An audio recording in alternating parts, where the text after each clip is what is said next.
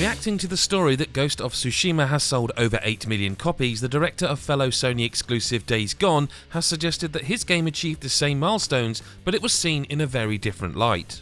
Jeff Ross, who has worked on titles like Siphon Filter, Uncharted Golden Abyss, and of course Days Gone, took to Twitter and said, "At the time I left Sony, Days Gone had been out for a year and a half and a month, and sold over 8 million copies. It's since gone on to sell more and then 1 million plus on Steam. Local studio management always made us feel like it was a big disappointment."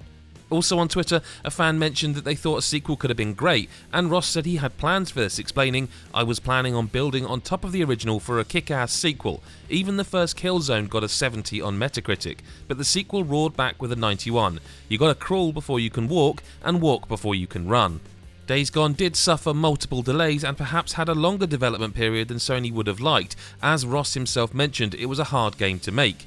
Development was a long slog, but we were a small team learning how to make our first open world game. All things considered, it's amazing we finished it at all.